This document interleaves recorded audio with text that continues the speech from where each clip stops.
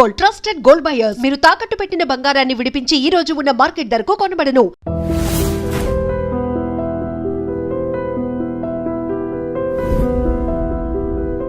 Sir Punjab తర్వాత మీ unit ఎక్కడికి వెళ్ళింది? అదే అక్నూర్ వెళ్ళాం సార్. అక్నూర్లో మనకు ఆడ 3 years చేసినాము. ఆడ మొత్తం జేఎండ్కే బార్డర్, పాకిస్తాన్ బార్డర్, అదంతా గ్రీనరీ ఉంటుంది సార్. డిజర్ట్ వేరే ఉంటుంది బార్డరు, ఇది వేరే ఉంటుంది సార్. అది ఫుల్ గ్రీన్ సార్. ఎక్కడ చూసినా నీకు ఆ హిమాలయాల్లోంచి వచ్చే వాటరు, చిన్న చిన్న చెలయర్ల మాదిరి వెళ్తుంటుంది వాటర్. మనకు హ్యాపీగా ఉంటుంది. అక్కడ మమ్మల్ని దాంట్లో కూడా పోయి స్నానం చేద్దామంటారు మా వాళ్ళు, ఆ రూల్స్. మనకేమో దాంట్లో హ్యాపీగా తేటగా నీళ్ళు వెళ్తుంటాయి, అయితే చల్లగా ఉంటాయి ఐసు. ఇంకా అది తెలియకుండా మేము కూడా తప్పుగా రాత్రి కొంచెం చీకటి పడిపోతాయి కదా, అప్పుడు పోయేది టకటక స్నానం చేసుకుంటూ వచ్చేది. వీళ్ళే మనకు మళ్ళీ ట్యాంకర్లు ఉంటాయి, అన్నీ తెచ్చి పెడతారు, బాతింగ్ పాయింట్స్ అన్నీ తయారు ఉంటుంది. అయినా కూడా మనం ఆ విధంగా ఆ బార్డర్లో కూడా పోతుంటుంది. అక్కడ అంటే ఆ 3 సంవత్సరాలు చేస్తున్నప్పుడు మీకు పాకిస్తాన్ వైపు నుంచి కానీ అక్కడ యుద్ధ వాతావరణం అటువంటి ఏమైనా చెప్పినా కదా సార్, మేము ఒక పోస్ట్ తయారు చేస్తున్నప్పుడు మనం డెవలప్మెంట్ అనేది అవసరం ఉంటుంది. రోడ్స్ వేసేది ఇట్లాంటివి అన్నీ ఉంటాయి. అప్పుడప్పుడు వాడు ప్రయత్నం చేస్తుంటాయి. అసలు యాక్చువల్గా ప్రతిరోజు అక్కడ ఏదో ఒకటి ఉంటుంది సార్. అది బయట ప్రపంచానికి మనకి ఇక్కడ తెలియకపోవచ్చు, కానీ అలా ప్రతిరోజు ఉంటుంది. అది ఇంకా మీకు గ్లేషియర్కి వచ్చినప్పుడు చెప్తా ఏం జరిగింది ఎట్లా అనేది. ఈడ మాత్రం బార్డర్ అంటేనే ఎప్పుడు ఏదో ఒకటి ఉంటుంది. టెన్షన్ ఉంటుంది, వస్తుంటారు పోతుంటారు. ఇప్పుడు ఉండే సిచ్యువేషన్. ఆ పనిచేసిన టైంలో పాకిస్తాన్ బార్డర్లో పనిచేశానంటారు 3 సంవత్సరాల్లో. అంటే వాళ్ళు వచ్చి మనల్ని చూసి మనల్ని ఏమైనా కించపరచడం చేస్తుంటారా, లేదా మామూలుగా ఉంటారు వాళ్ళ సైనికులు కూడా? ఇప్పుడు వాళ్ళది ఎట్లుంటుంది అంటే సార్, ఇది ఇప్పుడు మనం ఒక డోజర్ వర్క్ చేస్తున్నాం. మా ఎగ్జాంపుల్ మా యూనిట్లో జరిగింది. ఒక డోజర్ ఆపరేటరు, దానికి ఒక అసిస్టెంట్, ఒక 2-3 ఆడ ఉన్నాం. వీళ్ళు డోజర్ రోడ్ వేస్తున్నాడు, వానికి కనపడింది అక్కడి నుంచి. ఆడు డైరెక్ట్గా పెద్ద దాంతో కొట్టాడు. నార్మల్ ఫైరింగ్ చేస్తే అది పెద్దగా ఏమి ఉండదు. ఆ డోజరు దగ్గరికి వచ్చి పడేటప్పటికి ఒకడు డెత్ అయ్యిండు మా యూనిట్లో. ఇంకొకడు వాడిని లాక్కొని వెనక్కి తీసుకొని వచ్చిండు. తర్వాత వానికి సేనా మెడల్ అది వచ్చింది సార్. ఇప్పుడు ఇంకొకటి అదృష్టంగా ఉండాలి ఆర్మీలో.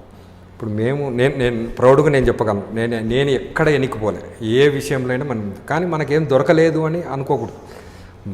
మన డ్యూటీ మనం చేసినాం, అంతేగాని మనకి ఇది దొరకలేదు, ఈ మెడల్ దొరకలే, ఆ మెడల్ దొరకలే అని నిరుత్సాహపడాల్సింది ఏముండదు. మీరు అంటే మన వాళ్ళు ఎదురైనప్పుడు ఎలా ఉంటుంది పరిస్థితి? ఎదురనే అటువంటి సిచ్యువేషన్ రాదు కదా సార్, మీకు అర్థం కాలే. ఏదైనా ఇప్పుడు నార్మల్ డైలీ డ్యూటీ చూస్తుంటారు వాడు. బార్డర్లో మనం సెక్యూరిటీ చూస్తున్నప్పుడు వాళ్ళు చూసుకుంటుంటారు అంతవరకే. అంతేగాని పైనుంచి ఆర్డర్స్ ఇదే చెప్తున్నా కదా, ఇవన్నీ ఏదైనా జరిగినప్పుడు లేకుంటే ఉన్నప్పుడు ఆ వాతావరణం ఎట్లుంటుంది కొన్ని రోజులు, ఒక 10 రోజులు 15 రోజులు. ఇప్పుడు వాడు మనిషే, మనం మనిషే. మనం మన దేశం కోసం పోరాడుతున్నాం, వాడు. కాకపోతే వాళ్ళది కొంచెము క్రిటికల్గా ఆలోచన చేస్తారు కాబట్టి అప్పుడప్పుడు పిచ్చి పనులు. అది కాకుండా వాళ్ళ మిలిటెంట్స్ దాంట్లోకి వాళ్ళను పంపించాలనుకున్నప్పుడు ఏదో ఒక సైడ్ ఫైరింగ్ చేస్తారు, మన మైండ్ని అట్లా డైవర్ట్ చేస్తారు, మళ్ళీ ఇక్కడి నుంచి పోయేదానికి ఇట్లాంటివన్నీ కూడా చేస్తుంటారు వాళ్ళు.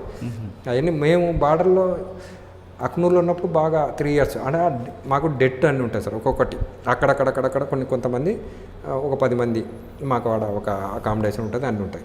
బార్డర్లోనే ఉంటాం. ఎప్పుడు ఎక్కడ ఏదైనా ప్రాబ్లం వచ్చింది, ఇది వచ్చింది అంటే మాకు ఇంటిమేషన్ వస్తే మేము ఇమీడియట్గా మా స్టోర్స్ అవన్నీ అన్నీ ఉంటాయి రెడీగా, పోయి వాళ్ళకి కావాల్సింది ఏదైనా ఉంటే చేస్తాం. ఇంకా ఇన్ఫెంట్రీ అంటారా 24 hours ఇంకా వాడు ఇదే పనిలోనే ఉంటాడు. వానికి ముందు క్లైమర్ మైన్స్ ఇట్లాంటివన్నీ ఉంటాయి.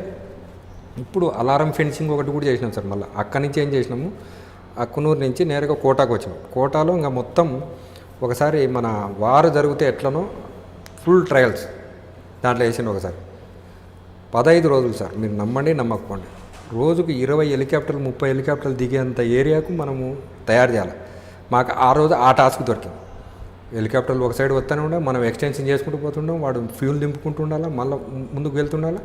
మనం ఆ నుంచి నువ్వు డ్రెస్ ఇప్పనే లేదు సార్, స్నానం చేసిందే లేదు. రాత్రి పగులు కానీ నువ్వు పడుకుంటావా ఏం చేస్తావు, ఏదో టీ వస్తుంటుంది, భోజనాలు వస్తుంటాయి, టైంకి తింటుండాల్సిందే, పోతుండాల్సిందే, నువ్వు పని ఏదో ఉంటే చేసుకుంటుండాల్సిందే. ఎంత టైర్డ్ అంటే ఒక్కోసారి అనిపిస్తుంది, అమ్మ ఇదేంటి అనవసరంగా కొంతమంది ఇస్తే సార్, అది మన ఆలోచనలు ఉంటాయి. కానీ ఆర్మీ అట్లా ఉంటుంది, నిన్ను ఎంత ట్రబుల్ చేయాలనో, ఎంత నీ సహనాన్ని, నీ ఓర్పును కూడా దాంట్లో టెస్టింగ్ చేస్తారు. అందుకని బయటకు వచ్చినాక మనం ఏ పనైనా చేయాలంటే కొంచెం ఆలోచన చేసి ముందుగా మమ్మల్ని మోసం చేయడం ఈజీ సార్ బయటకు వచ్చినప్పుడు. ఎందుకంటే వాళ్ళకు డిసిప్లిన్లో ఏముంటుంది, ఒకరిది మనం తీసుకోకూడదు, చేతనైతే మనం వానికి హెల్ప్ చేయాలి, ఆ టైప్లో ఉంటుంది. బయటకు వచ్చినాక నీకు ఆశ చూపిస్తారు, ఇట్లా ఇంట్రెస్ట్ వస్తుంది, అట్లా ఇంట్రెస్ట్ వస్తుంది, నీకు ఇది వస్తుంది, ఇది తీసుకో, ఇట్లా వేసుకో. ఒక్కసారి దెబ్బ పడిందంటే వాడు జీవితాంతం సంపాదించిన అమౌంట్ వచ్చేటప్పుడు ఒక 15 lakh 20 lakh అమౌంట్ వస్తే పోయింది అంటే ఇంకా మళ్ళీ లైఫ్ లాంగ్ ఇబ్బందులు. అవి కూడా చాలామందికి నేను బయట ఎక్స్పీరియన్స్ నేను చూసిన. సరే, అక్కడ నుంచి ఎటు వెళ్ళారంటే కాశ్మీర్ వెళ్ళారా? అక్కడనే మళ్ళీ ఆడ తర్వాత కోటా నుంచి డైరెక్ట్గా మేము కోటాకు వచ్చినాం. కోటాలో రాజస్థాన్లో ఈ ఎక్సర్సైజులు ఇవన్నీ జరిగినాయి. ఒక 3 years బాగానే ఆడ జరిగింది. మధ్యన మా లీవులు కూడా ఉంటాయి సార్. మాకు లీవ్ అంటే 2 months యాన్యువల్లీ ఉంటుంది. మామూలుగా క్యాజువల్ ఒక 30 days వరకు మనకు ఉంటుంది. మనం 2 months కాదు ఒకటేసారి అని తీసుకోవచ్చు. 1 month డిస్ట్రిబ్యూట్ చేసి మనం అట్లా సిచ్యువేషన్ ఏ విధంగా ఉంటుందండి పాకిస్తాన్ బోర్డర్? చాలా హారిబుల్ సార్. అదే మీరు ఫస్ట్ టైం పోస్టింగ్ వెళ్ళిన తర్వాత పాకిస్తాన్ బార్డర్కి వెళ్ళగానే మీకు ఏం ఫీలింగ్స్ ఏమొచ్చాయి? మా ఫీలింగ్ అంటే ఇప్పుడు యాక్చువల్గా అది ఎట్లుంటుంది అంటే సార్, మేము ఎక్సర్సైజ్కి పోయినాం. యాక్చువల్గా ఇంకొకటి మీకు ఆడ చెప్తా ఫస్ట్, అది ఇది చెప్పిన తర్వాత నెక్స్ట్ మీకు అది చెప్తా. ఈ ట్రైనింగ్ అన్నీ జరిగినాయి. ఆ తర్వాత మనకు మీరు ఇదే ఇనే ఉంటారు, మన న్యూక్లియర్ టెస్ట్ జరిగింది ఎక్కడ, పోఖ్రాన్ ఆ ఏరియాలంతా. ఇప్పుడు మాకన్నా ఆర్టీకి ట్యాంకులు ఉంటాయి కదా, వాళ్ళ ఫైరింగ్ రేంజెస్ ఉంటాయి. వాళ్ళ 100 kilometers 200 kilometers అంత ఫాస్ట్ వాళ్ళు ట్రైనింగ్ రావాలి కదా. వాళ్ళతో పాటు మా యాక్టివిటీస్ ఉంటాయి. వాళ్ళ ట్యాంకులు కాలువలు పెద్ద పెద్ద నదులు దాటాలంటే మేము ఆ ఎక్సర్సైజ్ అనేది ఎట్లుంటుందంటే, ఈరోజు ఎవరెవరు ట్రూప్స్ ఎట్లా అనేది చెప్తారు. దాని వెంబడి స్టెప్ బై స్టెప్ ఇప్పుడు మేము బ్రిడ్జ్ చేయాలా, మా పని మేము చేసుకుంటాం. వాళ్ళ ట్రూప్స్ అన్నీ వెళ్ళిపోయిన తర్వాత మళ్ళీ మనము క్లోజ్ చేసుకొని మళ్ళీ వాళ్ళతో పాటు మనం మూవ్ కావాలి. ఇప్పుడు దీనికి మనకు ఇన్ఫెంట్రీ సపోర్ట్ ఇస్తారు. ముందు ఇన్ఫెంట్రీ లేకుండా మేము ముందుకు పోలేము. ముందు వాళ్ళని దాటియాలా ఫస్ట్ కొంతమందిని. వాళ్ళు మనకు ప్రొటెక్ట్ ఇచ్చిన తర్వాత వెనక మనం ఈ వర్క్ చేయాలా, మొత్తం ట్రూప్స్ క్రాస్ కావాలా. ఆ తర్వాత మనము మనము ఇవన్నీ మళ్ళీ క్లోజ్ చేసుకొని వాళ్ళతో పాటు వెళ్తుండాలి. అది ఒక సిస్టమేటిక్గా నడిచిపోతుంటుంది సార్. ఇంకా పంజాబ్ నుంచి మళ్ళీ అక్నూర్ అని జేఎండ్కేకి పోయినాం సార్. ఎక్కడండి? జేఎండ్కే. ఓకే. అక్నూర్ అంటే జమ్మూ నుంచి నియర్ అబౌట్ 35-40 kilometers అవుతుంది సార్. ఆ నుంచి ఇంకా పలన్వాలా అంటే ఇంకా అదంతా బార్డర్. మనకు ఫెన్సింగ్ ఉంది, లైన్ ఆఫ్ కంట్రోల్ ఉంది ఆడ. కానీ ఇప్పుడు మన వాళ్ళు ఆడ కూడా బ్లాస్టింగ్ ఫైరింగ్ జరుగుతూనే ఉంటాయి. అప్పుడు మేము ఉన్నప్పుడు అయితే అట్లే ఉండేది కాదు. ఫెన్సింగ్ ఉంటుంది, వాళ్ళ అవతల నుంచి మనకు కనపడుతుంటారు, మనం ఇవతల నుంచి కనపడుతుంటాం. ఆడ ఎట్లుంటుంది అంటే బార్డర్లో ఒక్కోసారి వాళ్ళు మన పోస్ట్ మీదకి ఏదైనా ఫైరింగ్ చేస్తుంటారు, మళ్ళీ మన వాళ్ళు చేస్తుంటారు. ఇవన్నీ రొటేషన్. ఒకసారి మేము ఒక పోస్టు పైన ఫిక్స్ చేస్తున్నాం, కొత్త పోస్టు. పగులు చేస్తే వాడు కనపడుతుందని రాత్రి చేస్తుంది. వానికి అర్థమైపోయింది. ఎక్కడ ఏ ప్రాంతం? పలన్వాలా సెక్టర్లో. అది బిఎస్ఎఫ్ వాళ్ళకు ఇంజనీర్స్ కదా మేము. ఏ పని చేయాలన్నా బయట వర్కర్లను తెచ్చి మేము వర్క్ చేపియమన్నా.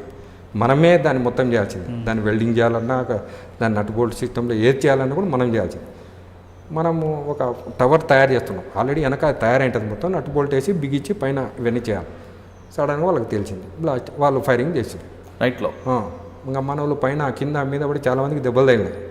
వెనక్కి వచ్చేసింది. ఇంకా తర్వాత మన వాళ్ళు మళ్ళీ ఫుల్ వాళ్ళ మీద అటాక్ చేస్తే వాళ్ళు సైలెంట్ అయిపోయిన తర్వాత మళ్ళీ ఆ రోజు ఇచ్చిపెట్టి మళ్ళీ మార్చడం. అట్లా వర్క్ అనేది. ఫస్ట్ పోస్టింగ్ వెళ్ళినప్పటికీ మీకు అక్కడ ఫైరింగ్? ఫస్ట్ పోస్టింగ్లో నాకు ఆ ఛాన్స్ దొరకలే. మేము అటువంటి డైరెక్ట్గా బార్డర్ టు బార్డరు. సెకండ్ అక్నూర్కి వచ్చినాం, జేఎండ్కేలో. అక్కడ మొత్తంగా బార్డర్. అక్కడ జమ్మూ నుండి ఇంకొక బార్డర్ ఉంటుందండి, రాంపూరా ఒకటి. ఏ సార్? పాకిస్తాన్ బార్డర్ కనిపిస్తుంది, రాంపూరా అనుకుంటా. రాంపూర్ కాదు సార్. అది ఇప్పుడు మీకు జమ్మూ నుంచి ఎట్లా వస్తుందంటే, మీకు కట్రా మందిర్ ఐడియా ఉందా సార్? ఉదంపూర్ ఐడియా ఉంది. ఈ రూట్ ఒకటి పోతుంది, శ్రీనగర్ పోయేది ఒక రూట్ అవుతుంది. ఇటు పక్క మనకు పలన్వాలా నుంచి పోతే అక్నూర్, పలన్వాల్ అట్లా ముందుకు పోతే అది ఒక రూట్ పోతుంది. అది ఇది దగ్గర అవుతుంది బార్డర్. ఇటు ఉదంపూర్ నుంచి ఇట్లా పోయేదంతా అది ఇంకా దూరం అవుతుంది. శ్రీనగర్ అవి దాటిన తర్వాత అది ఎట్లా వస్తుంది, మనకు ఒక రౌండ్ వస్తుంది కదా సార్. ఆ రౌండ్లో మనం ఇది. మీరు ఇటువైపు ఉన్నారు అప్పుడు అక్కడ నుంచి ఆడ అంటే ఇక్కడ కూడా మాకు ట్రైనింగ్ పంపుతుంటారు. మళ్ళీ అక్కడనే ఒకటిసాటే ఉంచారు. ట్రైనింగ్ అనేది అన్ని ఏరియాలో అన్ని క్లైమేట్లకు నువ్వు సెట్ కావాలి. ఒక మనిషి ఆ టైంకు ఆ క్లైమేట్ నువ్వు సెట్ కావాలి. సెట్ కావాలంటే మాకు ఒక టైమింగ్ అంటూ ఏముండదు. వెంబడే చెప్తాడు ఏమని, 10 నిమిషాల్లో మీది మీకు ఇది తీసుకో అది తీసుకో ఇట్లాంటివి ఏముండవు. నువ్వు ఎక్కడికైనా మూవ్ అవుతున్నావు అంటే ఏం తీసుకెళ్ళాలనేది నీకు తెలిసి ఉండాలి. లేకపోతే నువ్వే ఎండుతావు. నువ్వు తల్లి ఉంటుందా, ఆడ వేడి ఉందా, ఏముందే, అన్ని ఐటమ్స్ నీకు ఇచ్చింటాడు. ఆర్మీలో ఏది తక్కువ, అది సముద్రం, ఏం తక్కువ ఉండదు. అయితే దాన్ని నువ్వు మెయింటైన్ చేసుకొని నువ్వు దాన్ని ఏ విధంగా యూజ్ చేసుకుంటావో దానికి తగ్గట్టు నీకు హ్యాపీగా ఉంటుంది. అంటే కిట్టు రెడీగా ఉండాలి. ఉంటుంది. అది నీకు ఇచ్చింటాడు, నీది పెట్టుకోవాలి. నేను పెట్టుకోలే, నేను పడేసుకున్నా, లేకుంటే అది తెచ్చుకోలే అంటే అది ఎఫెక్ట్ నీకే పడుతుంది. హెల్ప్ చేస్తుంటారు, అదే సెకండరీ. కానీ అసలు నీ పర్సనల్ ఐటమ్స్ కూడా యూజ్ చేసేదానికి ఉండదు సార్ అక్కడ. మాకు ఆర్మీలో డ్యూటీకి పోతాం కదా, నీ షూ కూడా ఇప్పనికి లేదు నైట్. ఒక మామూలుగా డ్యూటీస్ ఎట్లా ఉంటుంది, మనకు ఎంతో స్ట్రెంగ్త్ ఉంటుందో నువ్వు ఎన్నైనా చేయి, పగులు ఏమైనా చేయి, నైట్ డ్యూటీ అంటూ డ్యూటీ. అది నీకు ఎవరీ 2 అవర్స్కు ఒక్కొక్క షిఫ్ట్ అవుతుంటుంది. నువ్వు 2 అవర్స్ అయిపోయింది కదా, నేను ఇంకా 4 అవర్స్ రెస్ట్ ఉంది అని నా షూ ఇప్పేదానికి కూడా కుదరదాడు. నువ్వు షూ వేసుకొనే పడుకోవాలి. పొరపాటున షూ ఇప్పినట్టు ఎవడన్నా వచ్చి ఇన్స్పెక్షన్ వచ్చినప్పుడు దొరికితే దానికి మళ్ళీ పెద్ద పనిష్మెంట్లు ఉంటాయి. పనిష్మెంట్ మామూలుగా ఉండదు సార్. ఎందుకు కట్టుకున్నారా ఆయన, కట్టుకునేట్టు అయిపోయేది అని చెప్పేసి ఇప్పని కూడా ఇప్పడు సార్. అలవాటు అయిపోతుంది యాక్చువల్గా. అది కాకుండా మ్యాక్సిమం ఆ ఏరియా అంతా కొంచెం కోల్డ్ ఉంటుంది, టెంపరేచరు నైటు తగ్గుతుంది, పగులు మాత్రం ఎక్కువనే ఉంటుంది. నైట్ టెంపరేచర్ తక్కువ ఉంటుంది కాబట్టి భోజనం మాత్రం రాజస్థాన్లో సార్ చాలా హారిబుల్. ఆ గాలికి దాన్ని మనకు ఉండే దాంట్లో కొంత కంట్రోల్ చేసినా కూడా వాటర్ వేస్తుంటారు, అన్నీ జరుగుతుంటాయి. కానీ అది ఎట్లయినా అది ఎండిపోతుంటుంది, మళ్ళీ మనకు గాలిలో వస్తుంటుంది.